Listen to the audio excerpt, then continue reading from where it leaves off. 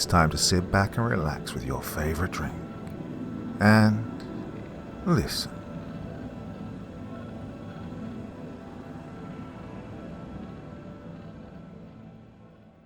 Flatfields, Nebraska, by Arthur M. Baring. Part 1.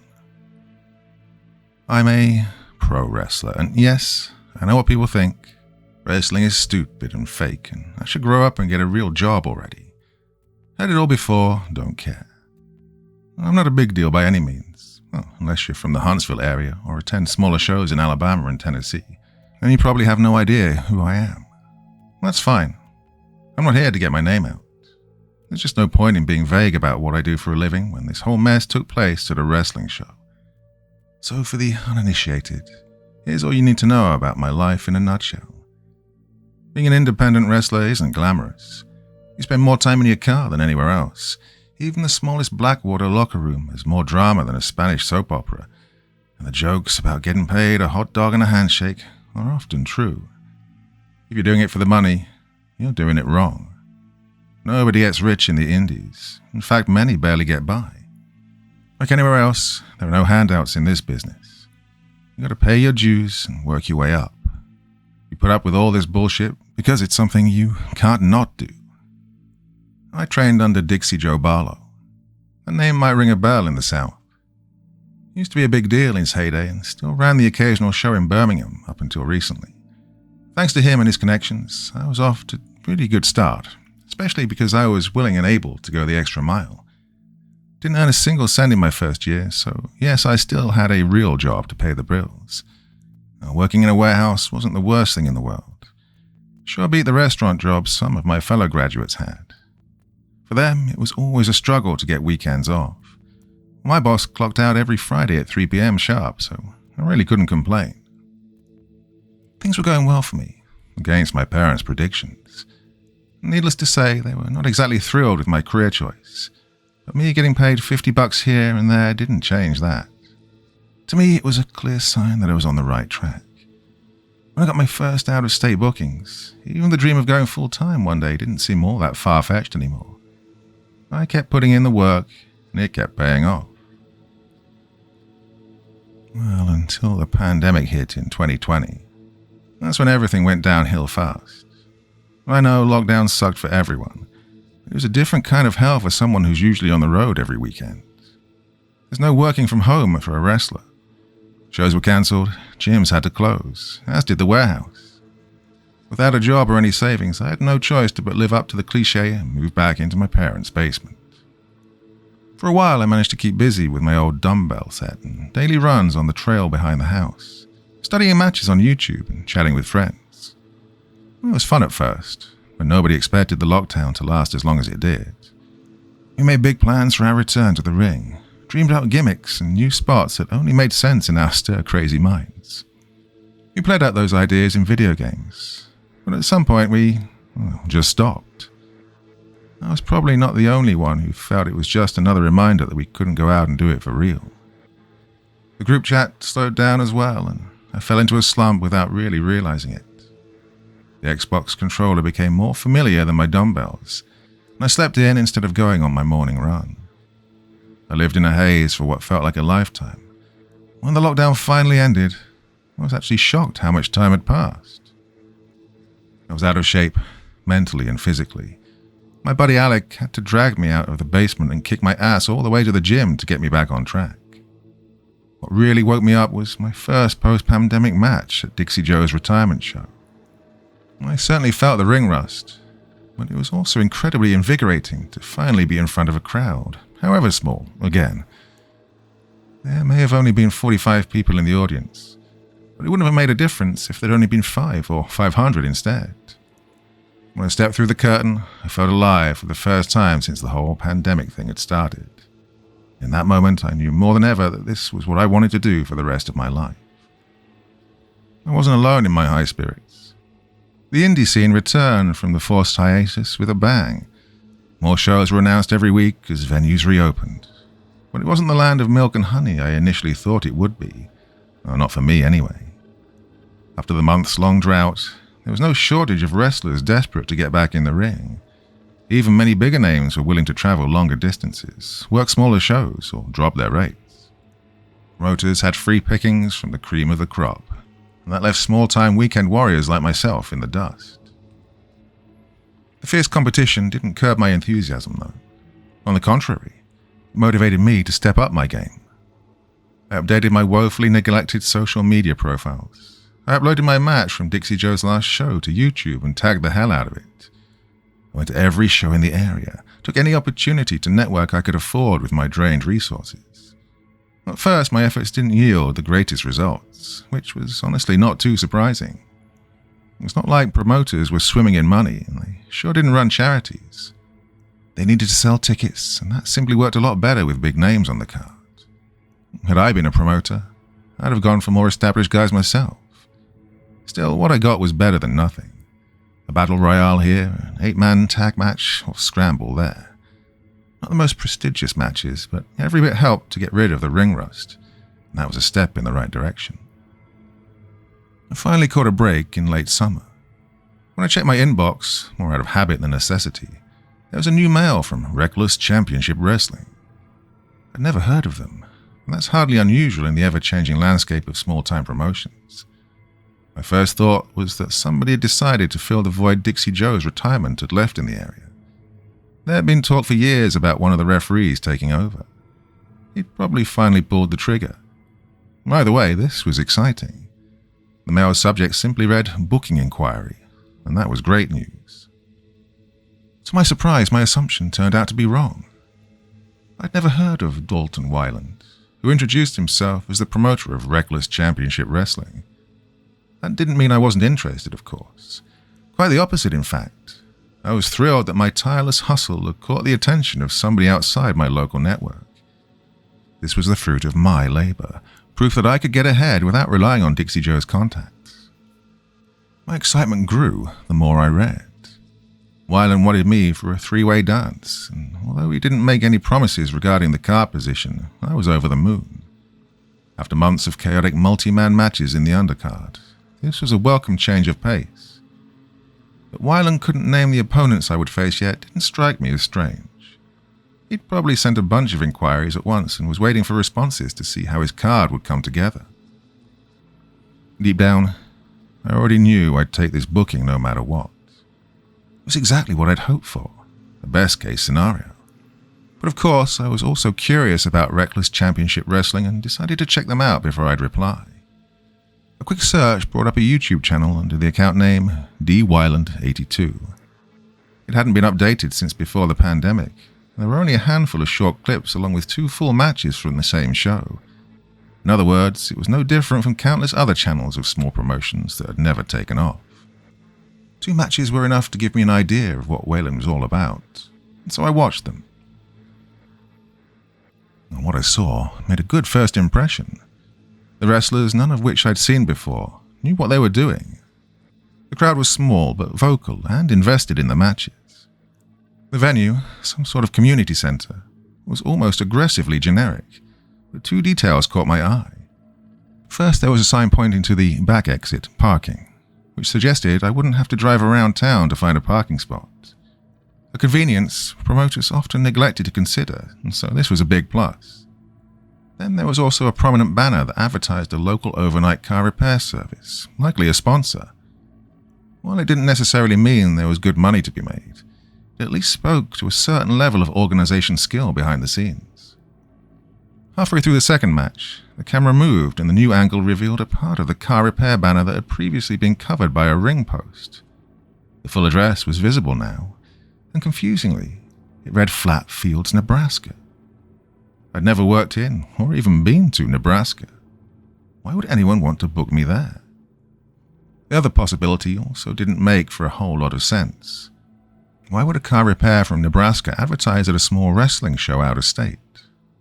Puzzled, I switched back to the mail and skimmed until I found an address. The venue was indeed Flat Fields, Nebraska. In my excitement, I'd either overlooked it or simply not processed it the first time around. For a moment, I just sat there and wondered what had given Dalton Weiland the idea to book me. The ways of promoters were often mysterious, but I couldn't possibly be a draw several states away when my name barely had value at home. Unless, well, maybe my recent social media activity made me look a little bigger deal than I really was. Maybe Wyland saw something in me that I didn't even know I had. Or he really had generous sponsors and didn't need to worry too much about travel costs. I'd been all clear on social media that I was willing to travel, so it wasn't unreasonable that someone would ask me just to do that, right? Well, the longer I thought about it, the more I convinced myself that it wasn't strange at all. If Wyland wanted to shell out the extra buck for whoever suited his vision, I sure wouldn't stand in his way. So I wrote back that I'd be available for the show's date, just in case Wyland had overlooked my location and not only included my rate as requested, but also how much gas money I'd need. This was a mix-up with a local worker, and I'd rather find out right away. When I returned from my morning run, Wyland had already replied. He thanked me for the quick response, confirmed that my travel costs would be covered, and said he was looking forward to meeting me at the show. The mail also included the address of 2 nearby motels, one in Flatfields, the other just outside Omaha. Either he'd been aware of my location all along, or the additional cost didn't faze him. Whichever it was, this was fantastic news to me, and I immediately messaged Alec to tell him about my windfall. His reply was, frankly, a bit disenchanting. That's great, man, but I can't tag along, he said. And the same date as Frank's next show in Birmingham. He said he wants to build me up for a shot at the Southern title later this year. He's finally throwing me a bone. I'm not going to cancel on him now. Although I was disappointed, I understood where he was coming from. Frank Decker was well established and had been one of the first promoters to reopen after the pandemic. Ever since, he'd taken full advantage of the situation and brought some fairly big names to Birmingham. With or without the prospect of a title, Alec would have been an idiot to trade a match on Frank's show for a 12-hour drive to Nebraska where he wasn't even on the card. Tried my buddies Izzy and Dustin next, but had no luck with them either. Fuck no. Do you even know where Nebraska is? Izzy shut me down before I had a chance to ask if he and his brother wanted to come along. Instead, he tried to talk me into going to a show in Atlanta with him that weekend. There are always no shows with Danny. Good chance we'll get to fill in for someone. I reminded him that Danny often neglected to pay wrestlers, and people walked out when they got yet another excuse instead of what they were owed. Well, yeah, Izzy conceded. But you don't know for sure you'll get paid in Nebraska either. I'd rather take my chances closer to home. Over the course of the next 2 weeks, I tried and failed to find a travel companion. A 12-hour drive without a guaranteed match wasn't all that appealing to begin with, and that Frank Decker handed out spots in his newly announced rookie battle royale like candy didn't help my case either. The prospect of traveling alone dampened my excitement a little, but it didn't last. 2 days before the show, Dalton Wyland messaged me again to ask my entrance music since his sound guy couldn't find it online. The simple request reignited me. I was just as pumped as I had been when I received his initial inquiry. I mailed him the song, then began to prepare for my road trip.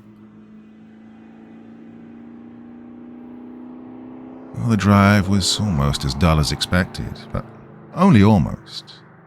After leaving in the early hours of the morning, I kept myself entertained with podcasts for a good while. Around noon, I took a break at a rest stop for lunch. Since I'd underestimated the distance by quite a bit, I also created a new playlist for the rest of the way. I was used to traveling with Alec, who pretty much only shut up when he slept. Having random podcasters talk about everything and nothing was the next best thing. By the time I spotted the exit sign for Flatfields ahead, the prattle barely registered anymore. I was only relieved that the worst part of my weekend was finally over, and the reward for putting up with the long drive was in reach. Flatfields lived up to everything I had imagined when I looked it up, which wasn't much. A nondescript small town surrounded by fields, a handful of grain silos in the distance, probably a high school or park named after one of the lesser-known presidents. While I'd never want to live in a place like this, I always like to perform in sleepy little towns because they have easy crowds. Being stuck in a place defined by its dullness seems to make people more appreciative of the little entertainment they can get. From what I'd seen on YouTube, Reckless Championship Wrestling was no exception. Judging by the road signs, both of them, The Flatfields Event Centre was the only point of interest around here.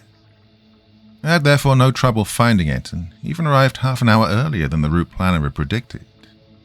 The venue blended in perfectly with the blandness of the town. One of those multi-purpose buildings that didn't stand out in any way. If it hadn't been for the long drive, it would have been easy to believe that I'd been here before and simply forgot about it. The one telltale sign that I was far from home was the abundance of Nebraska license plates in the parking lot. Other than mine, there were only 2 from out of state, one from Kansas and the other from Colorado. I parked next to the latter, not out of solidarity, but because it was the free spot closest to the open back door of the building. And before I grabbed my bag from the trunk, I quickly texted my mom. She'd lent me the money for gas despite not being thrilled by the trip, less so when she learned I was going alone. Well, the least I could do was comply with her request to let her know I'd arrived safely. Once the message was sent, I put the phone away and headed inside.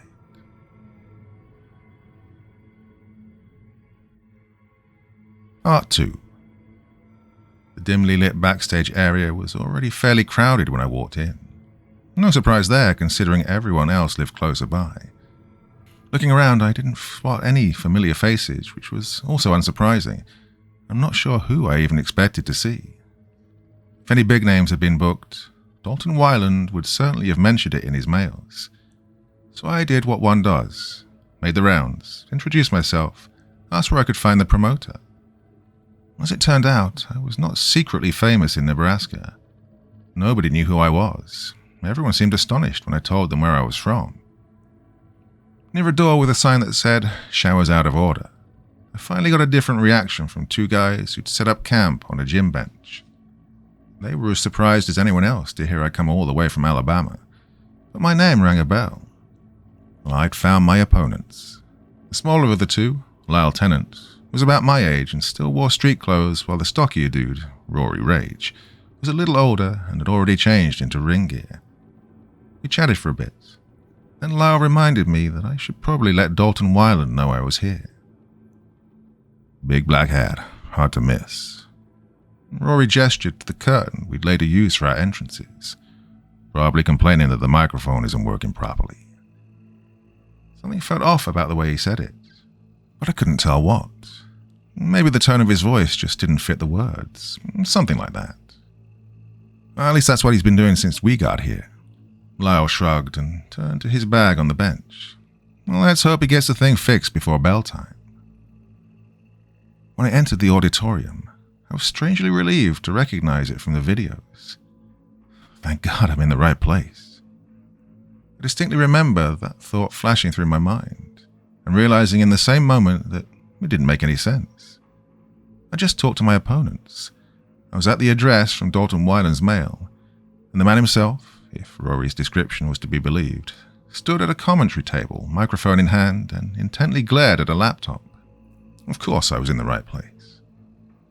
Maybe I'm just glad to have found something familiar, I thought on my way to the commentary table. The long drive, trying to remember a whole new locker room's worth of names, the uncertainty whether this trip will be worth it.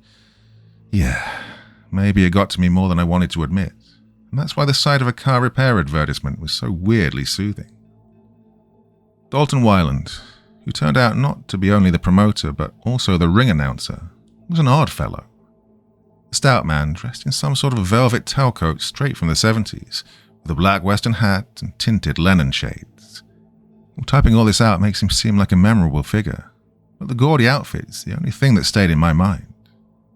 He had the kind of face eyes slide right off. When he greeted me, I thought he looked like a relatively well-known actor, but I couldn't have said who or which movie he was in. Didn't really have time to ponder the resemblance anyway. After an exuberant handshake, Wyland emphasized how relieved he was that I'd already shown up. Out-of-state bookings are always a gamble. He sighed and glanced at his watch. Lonnie Parks, maybe you know him? I did not. From Iowa. Supposed to be in the opener. Still haven't heard from him. So close to bell time, I doubt I will. Another sigh, then Wyland's nondescript face lit up. That's not your problem, though. Come, let me show you around.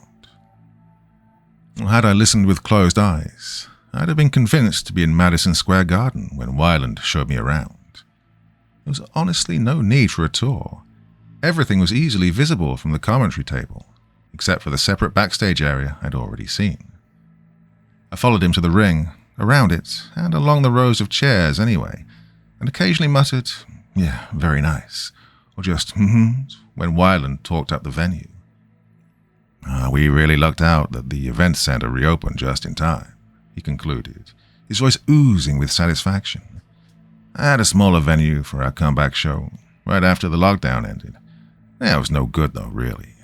Bad light and no sound, to a point where I didn't even put any of the matches online. This place, well, I have no complaints whatsoever. Although the showers out of order sign popped into my head, I didn't say anything. Clearly Wyland was very proud of the event center. He'd referred to it as his home arena of reckless championship wrestling several times, and I didn't want to rain on his parade. Not only because being snarky would have made a bad impression, well, it just wasn't such a big deal in the end. First, I'd worked in far shoddier venues, some which didn't have showers or even sinks to begin with. And second, the motel I planned to stay in was only an hour away. So I just agreed that it was indeed a very nice home arena that had made a good first impression from the videos I'd seen. Speaking of good first impressions, Wyland stopped and reached into the inside pocket of his outdated tailcoat and produced 2 envelopes. After checking the scribbled writing on them, he gave one to me and returned the other, presumably meant for Lonnie Parks, to his pocket with a sigh. Count it if you want, he said, looking me in the eye. I won't take offense. I didn't count, but I did open the envelope and thumb through the bills. Getting paid anything at all, up front at that, was already a victory in my book. Exactly what we agreed on, I said, and slid the envelope into my pocket. Wyland's demeanor, albeit a little strange, made me hopeful for future bookings, so I wanted him to know I'd be easy to work with. The no-show from Iowa seemed to bother him quite a bit. I, on the other hand, had already proven to be reliable. The more rapport I built today, the more inclined Wyland will be to look at workers from my area, people who travel with me and make the long drive half as bad. Yeah, have you already met your opponents? Wyland changed the subject without further ado. If not, I'll, He broke off and glanced to a long-haired guy who'd moved the laptop and microphone to the other end of the commentary table, but apparently hadn't made any progress with it. "Oh, I have," I said quickly. "Lieutenant and Rory Rage, right?" Wyland nodded and checked his watch again. Good. Oh, go ahead and get changed then. I'll be there just in a moment to go over the card. When I headed back to the curtain, it felt as if hours had passed. According to my phone, it had barely been 30 minutes since I'd arrived, and I'd spent most of that time introducing myself backstage. Wyland's unbridled enthusiasm for the event center must have made the tour seem much longer than it really was, because it had honestly not been all that interesting. I absently checked my messages and was mildly surprised that my mum hadn't replied yet. Usually she was quick about it, so I found that a bit strange until the display reminded me again that it had only been half an hour. Maybe I'm jet-lagged, I thought to myself, then put the phone away when I reached the curtain. As soon as I stepped through it, I was hit with a sudden awareness that I didn't know anyone here. New faces in the backstage area were hardly unusual. In recent months, I'd probably not been in a locker room where I knew everyone on the card personally. Not knowing anyone at all, not even from hearsay, was a new situation for me, and it made me somewhat anxious. At the same time, that also seemed a bit silly to me. Why would I be nervous now, after I'd already introduced myself? Delayed reaction, jet lag, yeah, that had to be it. I got a hold of myself and looked around for Rory and Lyle, closest to familiar faces I had around here. The backstage area wasn't particularly large, but I couldn't find either of them. My anxiety grew the longer I surveyed the room, and I felt more and more like an idiot. How could I not find the 2 guys I just talked to 10 minutes ago? What did they even look like? A tap on my shoulder jolted me out of my daze. Hey, did he get the mic working? It took me an uncomfortably long moment to realize that I was looking at Rory when I turned around. He wore the same blue singlet as before, but I wasn't sure about the beard. Hadn't he been clean-shaven? Confused, all I managed to say was, "Who?" "Wyland." Well, that had to be Lyle, now in ring gear, white tights with the black and pink star design down the legs. Other than his outfit, nothing about him had changed, at least not that I could tell. "Hey, did Wyland get the mic working?" he repeated. "You just talked to him, didn't you?" "Oh, yeah, I did." I shook my head in an attempt to gather myself and forced a laugh. Must be my jet lag. Been up and running since 4 a.m. Lyle and Rory exchanged a puzzled glance. Then the latter turned back to me. 4 a.m? Man, I thought I had to get up early to make it on time. "Yeah, it's..." I trailed off. Had I not mentioned where I was from? Were they really bad at geography and didn't know where Alabama was? Since I didn't know what to say to that, I nodded to the bench where I'd left my bag. "Well, I'll get changed and chug an energy drink. That should wake my scatterbrain up." The energy drink was almost lukewarm and therefore not especially refreshing, but it did its job. When I changed into my ring gear, my brain fog thinned out a bit. It still baffled me that I'd somehow managed to overlook Rory and Lyle. The former, okay maybe. He had that dime-a-dozen indie guy look. Shaved head, plain singlet, average height, somewhat chubby. My confusion about his beard was probably owed to that, too. There were tons of guys just like him, with and without beards, on the indie circuit. But Lyle's eye-catching tights should have stood out from the crowd. He hadn't worn them before, I reminded myself. How would I have known to look for bright colors? I tried to picture him in street clothes, but no matter how much I racked my brain, I came up empty. Maybe one lukewarm energy drink wasn't enough to shake off this weird jet lag, so I grabbed the second can from my bag, then headed back to Rory and Lyle.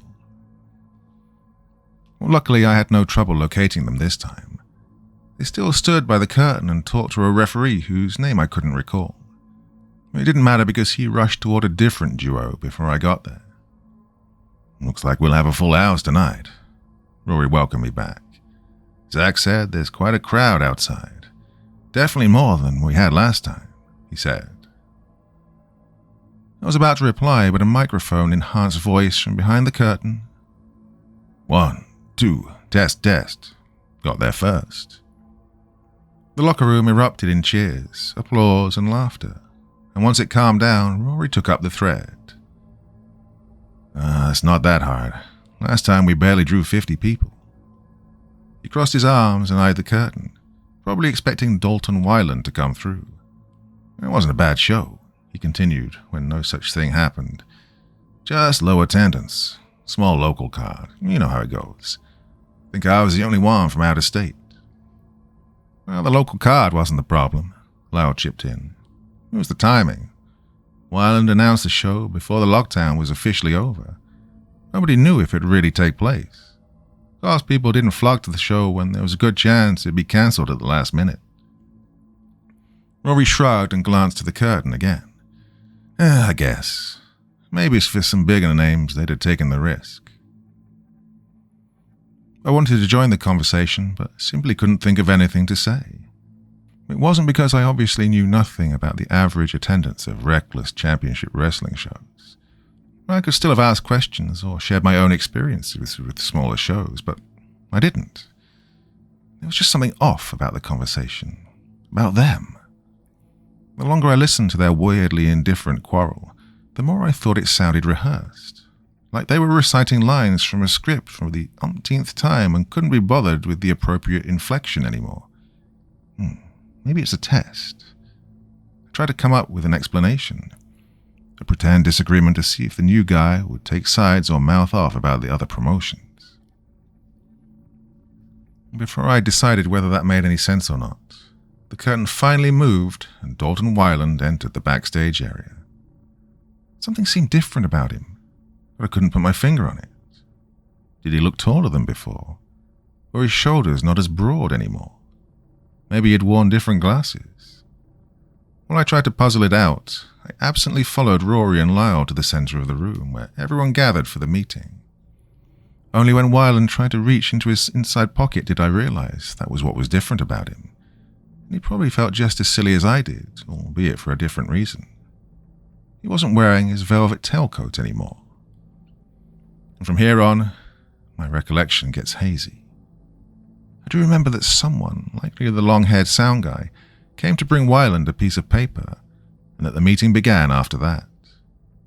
I also remember that my match was the 5th on the card, that Lyle was booked to win, that our referee was somebody other than Zach. I'm relatively sure there was a title on the line for the main event, but for the life of me I can't recall which one or who held it, or anything else about the card for that matter.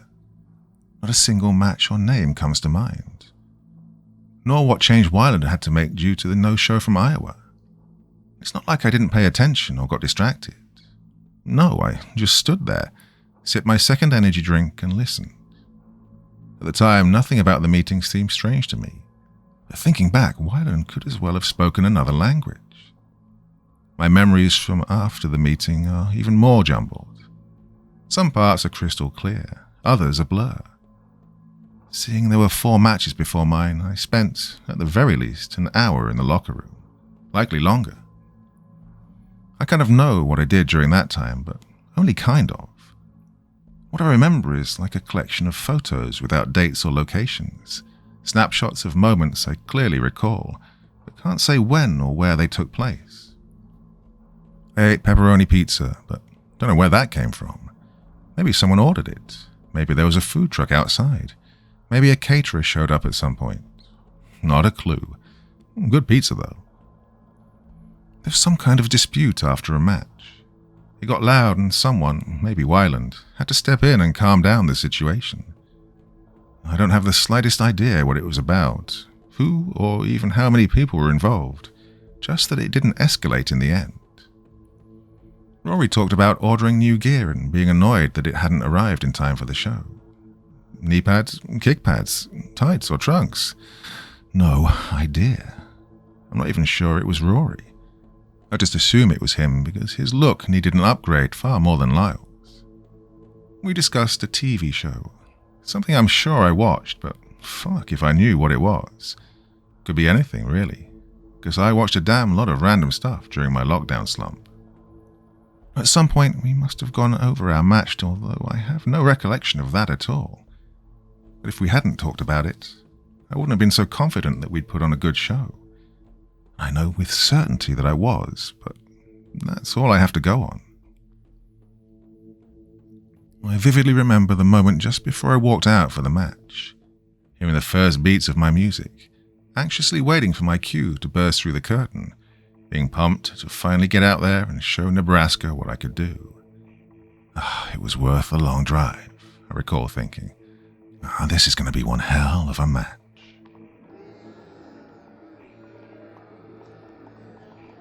The Flatfields Event Center was absolutely packed. It had been clear that there was a hot crowd all along because I'd heard the noise during the earlier matches. Until I walked out and saw it with my own eyes, I had expected it to be like in the YouTube videos though, a small crowd that made up for its size with enthusiasm. There was nothing to compensate for. There were easily twice as many people as chairs, cheering and chanting and rattling the guardrails. Frankly, I was a bit taken aback by the red-hot reception. At home, where the fans actually knew me, I'd never gotten a reaction like this. Certainly not just for walking to the ring. I had to work for my props, and sometimes even my flashier spots fell flat. Here I received a welcome worthy of WrestleMania simply for existing. This crowd was really something else. Well, that's definitely not a complaint. It just took me a moment to process and match their energy. Rory was already in the ring. I vaguely remember him saying he'd go out first earlier, so him being there wasn't weird. However, had I not been so baffled by the size and heat of the crowd, I'd probably have questioned why I hadn't heard his entrance. No boos or jeering, although his demeanor clearly said heel. No music that could have drowned out such a vocal audience. Of course, it's possible I was just too busy hyping myself up behind the curtain. Seeing how jumbled my memory is, It's also possible that there was a dead silence right before the crowd went nuts for me, and I simply forgot. Lyle's entrance is a bit clearer in my mind. That might seem obvious because I was already in the ring and actually saw it. But there's still a strange quality to it when I think back. It doesn't feel like something I saw happen right in front of me. It feels like something I saw on TV, something I had on in the background and didn't pay full attention to. I know for sure that the crowd cheered for Lyle, and that's about it. They were even louder than they'd been for me, but I couldn't even guess what they chanted. I think Dalton Wyland introduced Lyle from somewhere in Nebraska, but that might just be me trying to fill in the gaps.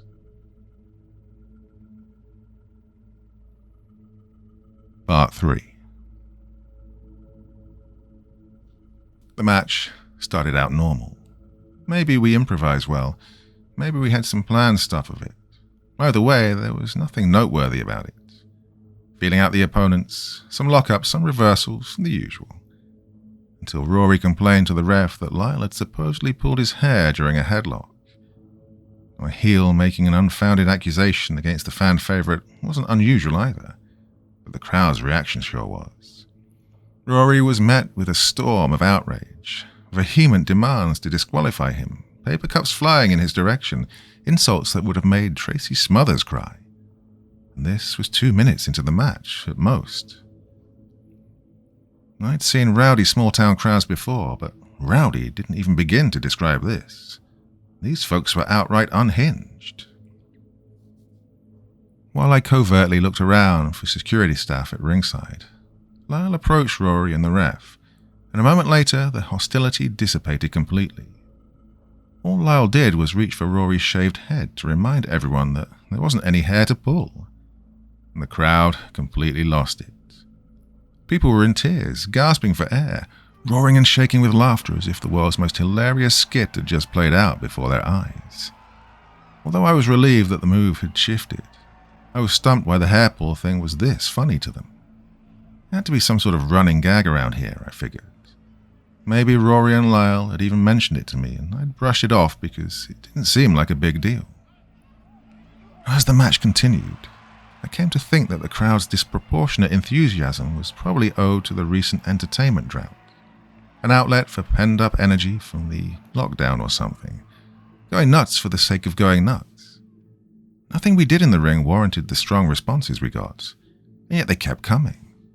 Simple kicks and punches were rewarded with cheers. A plain old hip toss momentarily left the crowd breathless. At some point, I performed the most awkward body slam ever against Rory. He wasn't as heavy as he looked, and misjudging his weight almost led me to losing my balance when I heaved him up with way too much gusto. I got frenetic chants for it anyway. Now, I don't mean that the match sucked. There were some really good spots, and they too were met with deafening cheers. For instance, Lyle performed a pitch-perfect moonsault against me. Maybe my perspective on the receiving end was a bit skewed, but man, it looked out of this world. Truly gravity-defying, as if he had all the time in the world to make the full turn in the air. Something like that sure deserved the huge pop it got, but not everything did. The crowd never calmed down, though. No matter what we did, they were too loud, too enthusiastic, to a point where it just didn't feel like genuine excitement. Although the vibe was quite uncanny, it was better than a bunch of cross-armed grouches, or worse yet, empty seats. And that's what I kept telling myself, but it was hard to ignore the uneasy feeling in my stomach. Whenever Rory had the upper hand and the crowd launched another volley of insults and cups at him, I was reminded that there was no ringside security. All that divided us from the raging mob was a metal guardrail, and not an especially sturdy one at that. Thankfully, the crowd's mood was a fickle thing. The bursts of anger never lasted long enough to escalate, but I was admittedly a bit worried here and there. The crowd turned out to be the least of my concerns, though. Things took a really weird turn about halfway through the match. Well, I think. I'm not sure in what order things happened. It's all messed up in my head, but I think it started after I'd thrown Lyle out of the ring and Rory was supposed to hit me with a running lariat. He did just that, and I took the bump. In that split second it took me to fall, I realized that something wasn't right about this. Rory's arm hadn't touched me at all. There's no way he'd missed me on purpose, and it couldn't be a matter of timing either. I'd gone down precisely when I expected his arm to connect with my chest. Well, call wrestling fake all you want. There's simply no way not to feel any impact when a guy runs straight at you. By all accounts, Rory should have hit me, but he hadn't. What added to my confusion was the crowd. Like I said, their volume was no measure for how good or bad a spot looked, but the kind of noise told a very clear story. They wouldn't have been booing if Rory had missed. Yet there they were. I didn't know whether I should sell the move because I generally couldn't tell if I'd been attacked. Ultimately, I trusted my body more than the crowd, so I didn't bother pretending to be hurt. I just sat up and looked around to figure out what had gone wrong, with moderate success. Rory was exactly where I expected him to be, where he should have been after mowing me down. In the ropes, and I mean literally in the ropes. He wasn't merely leaning back against them. The ropes went into his back, through his body. Like a glitch in a video game where the hitbox didn't quite line up with the character's dimensions. What the hell? That couldn't be real. People can't just clip through solid objects. Rory did anyway. It didn't seem to bother him in the slightest. While I was still trying to understand what the fuck I was seeing, he signaled me to get ready for a running knee strike. I must have gone into autopilot because all I remember is that this move connected. Nothing weird about it, just business as usual. No time for me to think about the rope glitch either. I probably brushed it off as dizziness from the energy drinks, lack of sleep, or having had something in my eye at the time. Thinking back, however, I'm dead certain that I saw what I saw. If it had been just that one weird thing, I probably wouldn't be writing this now. Doubt I'd even have given it a second thought. Who remembers that one time when I looked at my opponent from a funny angle months later? Yeah, exactly. But it wasn't just that. And it wasn't only what I saw. It was almost what went through my mind during the match. I guess the best way to describe it was that it felt like being in a dream. One of those strange dreams where nothing out of the ordinary happens, but you just know there's a lurking threat. When Lyle jumped back into the ring to interrupt my brief brawl with Rory, I just knew that Lyle was in the air for too long. Obviously, I had no stopwatch, but a gut feeling told me that he was jumping too slowly. That doesn't even make any sense. I mean, how does one jump slowly? Just ignore gravity? Something was off about the way Lyle moved in general when he came running toward us. Not casually walking, not strolling, running. He looked like he was running too, when the motions were right, but his velocity wasn't. He looked like a video game character whose frame rate was misaligned with his surroundings, just ever so slightly out of tune with the speed of the world. I was glad when Rory hit me with a hard elbow striking, gave me something to sell. Not that I really had to sell much. It's probably more accurate to say he gave me a reason to look as dazed and confused as I already did. Either way, I crawled to the nearest corner, and the brawl continued without me. There was nothing unusual about the exchange between Rory and Lyle, but I couldn't help thinking that the former seemed hollow. The longer I watched, the stronger the thought grew in my mind. Rory had no substance. He was hollow, weightless, unconvincing like a bad CGI in a dated movie, without physical presence in the space he supposedly occupied. Had he taken off his singlet, there would have been nothing underneath. A singlet-shaped hole between hollow limbs. I just knew it. As absurd as the notion was, I simply couldn't stop thinking about it, and it completely freaked me out. Felt like I was sat in the corner forever and just stared in horror. The erratic tides of the roaring crowd crashed over me but barely reached my mind anymore. Chants, cheers and boos blended together, garbled noise from a TV in another room, disjointed echoes from another time and place. Everything seemed so fickle, like reality itself was on its last legs. Even the ropes I clutched didn't feel entirely real. The brawl I'd watched, like I was hypnotized, ended, but I couldn't say how. All I know is that Lyle somehow gained the upper hand and Rory was down on his back. I still couldn't stop staring at him, couldn't stop thinking that he was hollow. When Lyle, now moving faster than he should, brushed to another corner, my panic reached a new peak. I just knew he was about to go for another moonsault, and I just knew he'd fall right through Rory if he did. I wanted to jump up, pull Lyle back and warn him, but I didn't. Get a grip, I told myself, as firmly as I could muster. You're just tired. No need to fuck this up. Nobody is hollow. This is all just in your head. I wasn't especially convincing, but it was enough to fight down the urge to stop Lyle. Maybe seeing that nothing weird happened with his moonsault would jolt me out of this strange state of mind. So I kept my eyes fixed on Rory and waited. I could feel Lyle climb the ropes, since I still clung to them. I could see him move up from the corner of my eye, but didn't dare look away from Rory. What if he was hollow after all? My imagination conjured up a scene of Lyle landing on him and their bodies clipping into each other, forming some fucked up two-headed, eight-limbed human crab. It's not going to happen. Just keep watching. You'll see it'll be fine. But my voice of reason had lost the little persuasion it had a moment before. I didn't believe a word that I'd said to myself. All I wanted was to jump and run, but my body didn't obey my commands. Until a sudden realization threw me off track, so much that I momentarily forgot my panic. Shouldn't Lyle have jumped by now? What was he doing on the turnbuckle for so long? Rory hadn't moved much, beyond slightly adjusting his arms, but he couldn't sell whatever punch or kick had floored him forever. Cautiously, I glanced up to where Lyle should have been, and wasn't. The confusion about his disappearance finally woke me up. My ring instinct kicked in, and a different kind of panic took over. Had he slipped or fallen out of the ring? Was he possibly injured? A quick glance to the referee said otherwise. The guy just stood there, neither confused nor concerned, and he certainly made no move to leave the ring. I couldn't tell whether that was a good sign or a bad ref.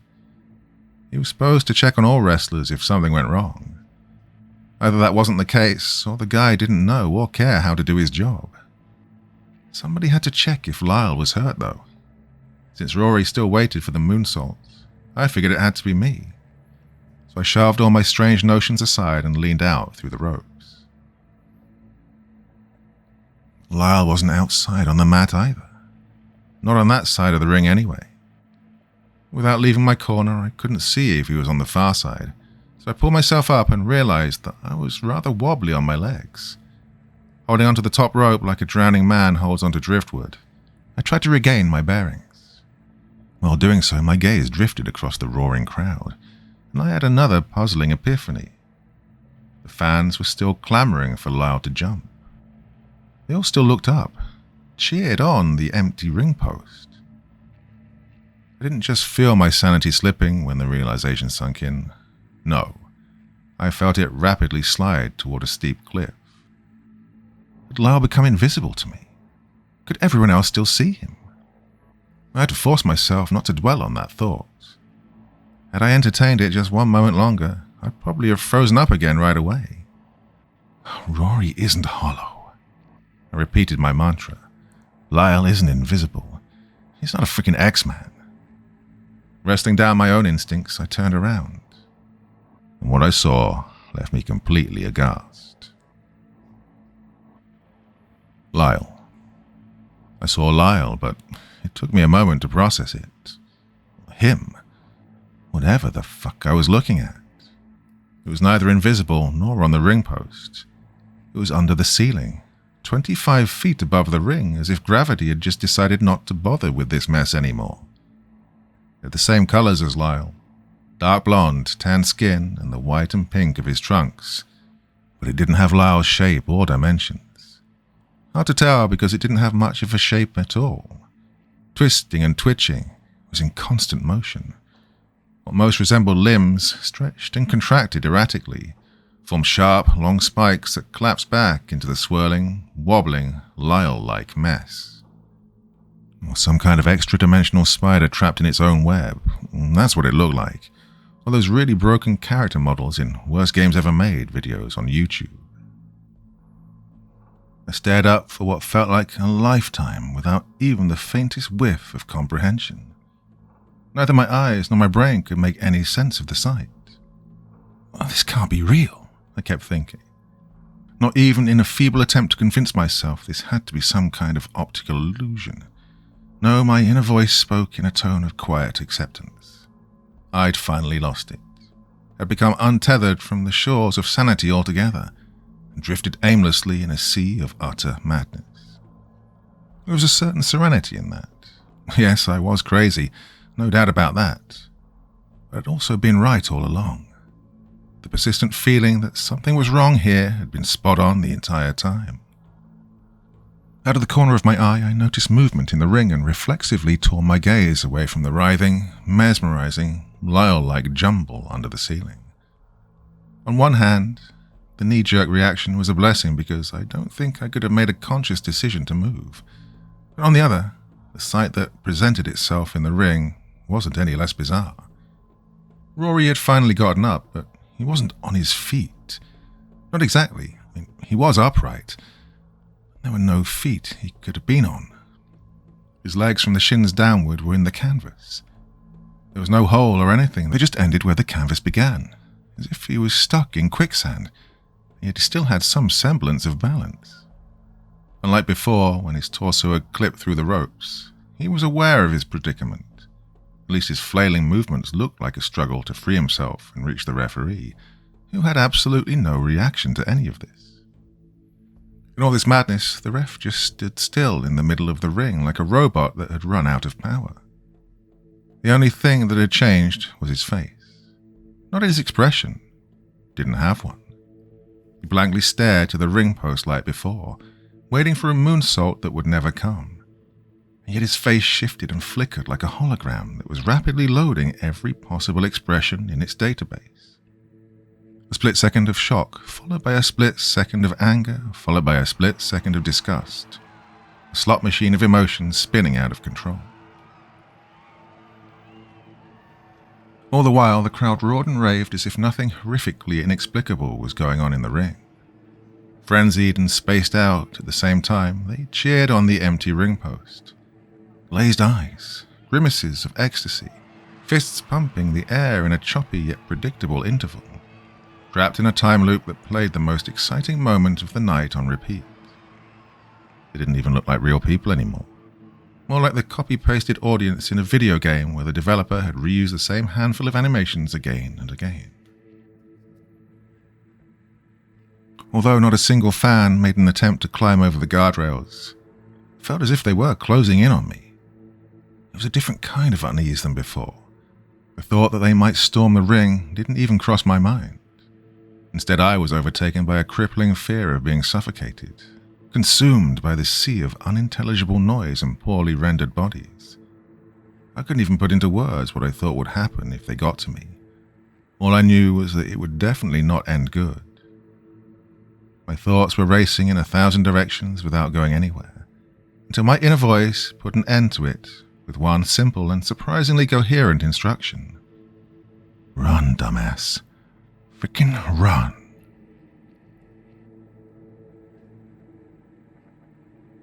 Part 4. And that's exactly what I did. I ran. Past Rory, still staggering and flailing in the ring mat. Past the ref, still flipping through his catalogue of facial expressions. Underneath the Lyle-like malfunction that had spread out further across the ceiling when I briefly glanced up. Toward the curtain. Toward terra firma. Well, the crowd didn't acknowledge me, thankfully, but the mind-numbing fear that they'd come crashing down on me remained. Worse yet, my own movements felt off. Too slow, too ponderous for the effort. Like one of those nightmares where you're trying to run, but it feels like you're trudging through knee-deep water. I got closer to the curtain, yes, but with every step it was a struggle. When I jumped out of the ring, I was sure it looked like slow motion, much like Lyle had looked to me earlier. Halfway down the aisle, I felt my feet were clipping into the blue mats on the ground. I don't know if I actually saw it happen, but the mere suggestion of sharing Rory's fate kicked my panic into a whole new gear. As soon as I was close enough, I just blindly lunged toward the curtain, stumbled into the backstage area, and everything after that is a blur. Well, I must have grabbed my bag on the way to the parking lot, and I must have driven off. How, I'll never know, but the bag was on the passenger seat when I woke up in my car the next day. I still wore my ring gear, knee pads and all, and at first I didn't have the slightest idea where I was. Some highway rest area, as plain as they come, shrouded in a dull grey morning mist. No buildings, no people, no other cars, not even a trash can. Endless fields in every direction, the lone shape of a grain silo in the distance. For a long time I just sat there, wondering what the fuck had happened. My mind concocted some half-assed explanations about how I'd ended up here, but none made much sense. I never really arrived at the show.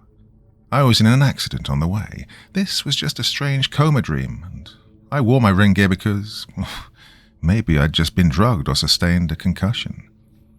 Physically, I felt as fine as one could after spending the night in my car. My head didn't ache, and I wasn't nauseous either. Still, I twisted my neck to check my eyes in the rearview mirror, but the investigation remained inconclusive. No dilated pupils, no signs of injury. I frankly didn't even know what I was looking for. Resigned, I leaned back and tried to piece together what I remembered. Maybe the missing parts would come back to me if I put everything else in the right order. The journey to Nebraska was clear in my mind. Stops at gas stations, eating lunch. The relief when I saw the exit sign for flat fields. Things got hazier in the backstage area with all the unfamiliar names and faces, but there were still no obvious gaps in my memory. No point where I couldn't recall where I'd been or how I'd gotten there. Conversations blended together, sure, but I knew I'd eaten pizza, talked about TV shows, and prepared for my match with Rory and Lyle. Oh, Rory and Lyle. The memory hit me out of nowhere. Rory sinking into a quicksand canvas, the ceiling-bound eldritch horror that was Lyle. How the fuck had that not been the first thing I remembered? Everything else felt phony, a bit distant, like thinking back to a relatively recent movie. But not this. These images were overwhelmingly vivid and clear in my mind. A lived experience, something I'd witnessed in person, something that had almost consumed me. It felt like I was suffocating all over again, the same primal dread that had washed over me the night before. I only realized that I'd clutched the steering wheel as tightly as the ring ropes when my hands began to hurt. It took actual effort to let go. Oh, my thoughts were racing, my heart was pounding, and my mind just wouldn't get back on track. What had happened after the match? How would I escape this madness? Had there been any strangeness in the locker room or outside? Had people backstage turned into bizarre glitch creatures as well? Was I the only one who'd made it out? Oh, no matter how much I racked my brain, behind the curtain wasn't a memory gap, but a memory black hole. The last thing I remembered was the terror I felt on the aisle, my feet clipping into the mats, the desperate lunge toward the curtain. After that, nothing at all. As if my brain had simply shut down and had only been rebooted after I woke up in the car. Reliving my frantic escape led me to a new horrifying question. What if my feet were gone? What if I'd become infected with whatever had befallen Rory, Lyle, and the ref? I didn't dare to look down, but I had to know, see if my feet were still there. If they were clipping into the footwell or through the pedals, or had become a tangled, shifting mess. My heart almost stopped when I finally managed to move and force my eyes down, but the shock was short-lived. At first glance, my black kick pads and shoes had blended into the black lining of the footwell and made it look like my legs ended at my knees. Realizing that was not the case, I slouched back in the seat, relieved, yet just as confused as before. I sat there for another long while, unable to think of anything else that might explain last night's weirdness. Sitting around and pondering my sanity would not help, so I finally heaved myself up again and got out of the car. No wind, the air damp and stale, and the world as a whole seemed unreal and fleeting. I stretched, half to limber up, half to make sure my limbs were still there, and then pulled my bag to the driver's seat. Upon opening it, I first found my phone, dead, and unlike my limbs, the charger wasn't where it should have been. Defeated, I threw the damn thing back, put some street clothes on, then almost had another heart attack before I realized my car key wasn't gone, but was still in the ignition. Thankfully, the tank wasn't empty. At least I wasn't stranded in the middle of nowhere. My best guess was that I was still in Nebraska. Other than that, I had no clue where I was. There was only one way to find out, so I pulled out of the rest area and onto the deserted highway. Well, it didn't take long until my suspicions were confirmed by a road sign. I was indeed still in Nebraska, and actually hadn't ventured too far during my blackout. The next exit, 10 miles ahead, was flat fields. While I was relieved that I hadn't unwittingly driven to Wyoming or something, the sign was far from a comforting sight. There was absolutely no way I'd leave the highway there. Well, I needed gas and I was getting hungry, but I'd rather have starved at the roadside than go back to flat fields. When I drove by, I felt queasy. That's probably not the right word, but it's hard to describe. It wasn't a physical sensation, not like being nauseous or dizzy. From the highway, flat fields looked as nondescript and sleepy as any other small town on an early weekend morning. No mysterious aura, no strange shimmer in the air, no looming dark clouds. But I just knew that being in its presence, even at a distance, did something to me. It felt as if the town siphoned the essence of my being, made me less real. A sense of evanescence, pure, existential dread. Once I'd left flat fields and its incomprehensible terrors behind, my journey became comfortably uneventful. Even though I came across a gas station after about an hour on the road, I didn't stop there. Instead, I drove all the way to Omaha. Being in a big city, surrounded by people, felt refreshingly normal, and that was exactly what I needed. The kid that filled up my tank will never know what a huge favor he did me simply by not reminding me of somebody else. Before I got back on the road, I turned my car upside down until I found the damn charger under the passenger seat. Assured that the world of podcasts would soon be at my fingertips again, I almost looked forward to the rest of my journey. Or maybe my mood improved because I knew I was putting more distance between flat fields and myself. Either way, nothing of note happened once I was on the interstate. I visited the rest stop I'd been to the day before, ate the same lunch, soaked in the relative familiarity of the place, and created a playlist. Then I was on my long, monotonous way again. I don't know when exactly I got home. Late enough to be careful not to wake my parents when I staggered down the stairs to my basement. I crashed onto my bed as I was and slept like a rock. For the second night in a row, still in my ring gear. Can't recommend that, by the way. The next day I woke up around noon. My phone showed 2 missed calls from Alec, and I became keenly aware of the fact that I didn't have the slightest clue what to tell him. Surely he'd want to know how my debut for Reckless Championship Wrestling went, and surely he'd think I'd gone crazy if I told him that my opponents had glitched out of time and space. After a hot shower, I still didn't even know where to begin, but seeing my laptop on the desk gave me an idea. The Flatfields Event Center had been packed, with lunatics under some sort of spell or mass hypnosis, yes, but maybe their madness had also compelled them to film the show and post clips online. Even if the glitches were not in the videos, I'd at least be able to show Alec the crazed crowd. He'd see that it was definitely not normal and hopefully be more inclined to believe that I'd really seen those impossibly weird things. My search yielded exactly one result: Dalton Weiland's YouTube channel. There hadn't been any new uploads since my last visit. I tried again with different search terms, and again nothing came up.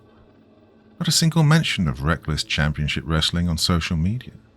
Admittedly, I hadn't posted about the show myself, but that was because I didn't think there was a point. My local fans wouldn't drive to Nebraska to see me, and fans in Nebraska wouldn't give 2 shits whether a no-name from Alabama would be there. Most of the other wrestlers were from the area though, so why hadn't they promoted their upcoming appearance? I tried again, this time adding Lyle Tennant to the search. There should have been something, since from what I gathered, he was kind of a big deal in Nebraska, or had been before his eldritch transformation. Yet there were no results, and I mean none at all. No social media accounts, no mentions or tagged photos, nothing. With growing bewilderment, I changed the search to Lyle Tennant, Nebraska wrestler, and quietly cursed myself for not paying attention to the announcement when Lyle had come to the ring. Not knowing what town or city he was supposedly from didn't help. Well, the search nonetheless returned 0 results. Puzzled, I stared at the screen for a while. Lyle hadn't struck me as one of those hardline old-school guys who shun social media because it breaks kayfabe. But who knew? Maybe he really didn't have any social media. I couldn't even remember the guy's face, so it was certainly possible I'd forgotten a remark to that end. There had to be something, somewhere about the show, though. I refused to believe that absolutely nobody on the card had seen a need to post about it because it simply didn't make sense. How would fans even have known about the show if it hadn't been announced somewhere? Surely Dalton Weiland hadn't filled all those seats by inviting his 300 closest friends, word of mouth style.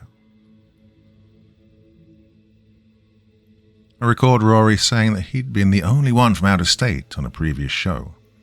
So I tried his name and the states from the 2 non-Nebraskan license plates. Rory Rage, Kansas, got me nothing. Rory Rage, Colorado, gave me a blog about road rage incidents that hadn't been updated in 6 years and had nothing to do with him or wrestling in general. Zach, referee, Wrestling Nebraska, went nowhere as well. Dalton Weiland, with or without the promotion of wrestling, always took me back to the YouTube channel and nothing else. I couldn't remember a single other name from the card, but I wasn't willing to give up. Anything that came to mind and kind of possibly maybe sounded right went into the search bar.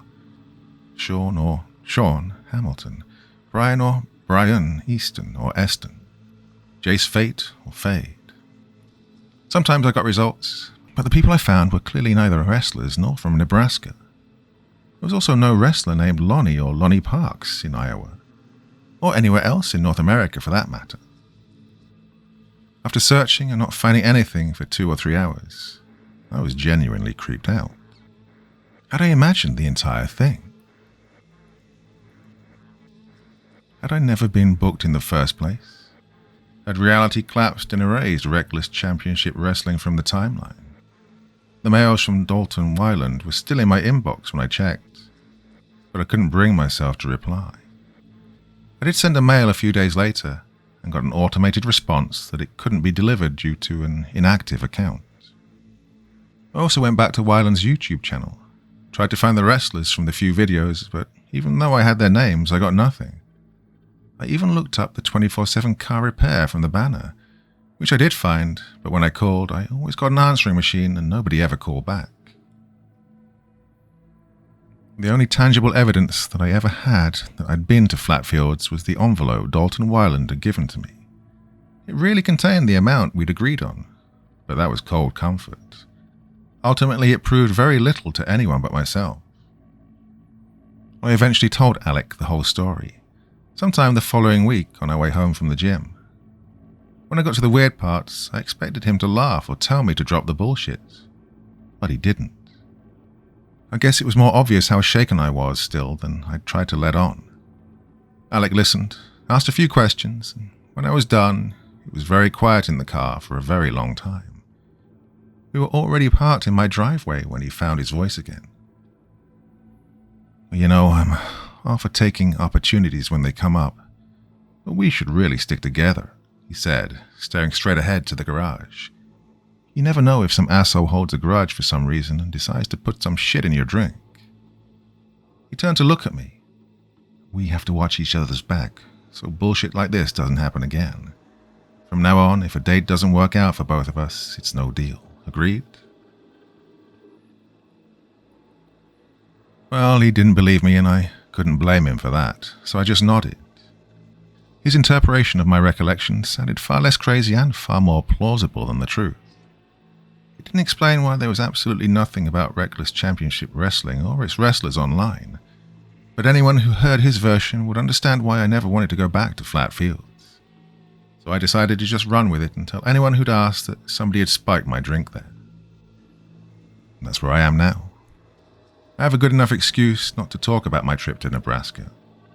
Alec pulled some strings with Frank Decker, and I now get more frequent bookings from him.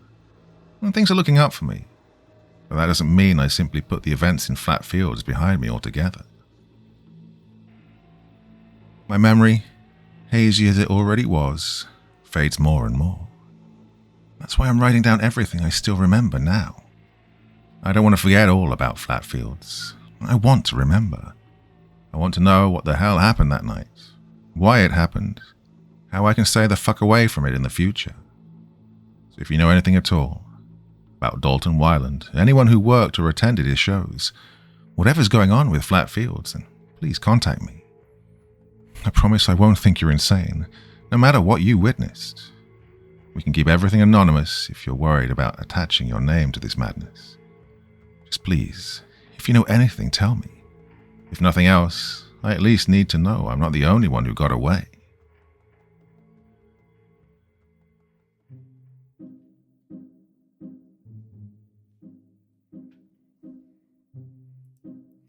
Okay, my dear friends, what on earth was that all about? Thoughts, feelings, anything else you want to say about that in the comment section below? And as ever, I will do my best to join in the conversation. What a strange story. Thank you to the author who sent me that by email. After I followed up on a conversation that I should have followed up on ages ago. Anyway, really glad I got around to that one. Very, very intriguing story indeed. And I was very happy to be able to share it with you. Well, that's it. Should be back on my other channel tomorrow night with a podcast. Or maybe I'm going to record this today and release it tomorrow. I haven't decided yet. Okay, this is making absolutely no sense. I've just done all that in one big long recording session, so my brain is starting to go a little bit crazy. Right, I'm going to shut up now. So, till the next time, my dear friends, very, very sweet dreams. Bye-bye.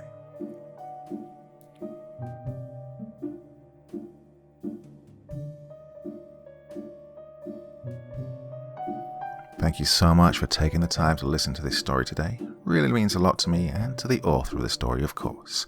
Well, if you want to know more about me, I'm pretty much everywhere on social media. You can find me on Facebook, Twitter, Instagram.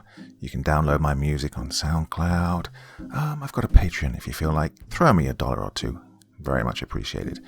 And of course, on Reddit, I have a place where you can leave stories if you want me to read one that you've written. Well, hoping to see you all again very soon. Till then, sweet dreams. Bye-bye.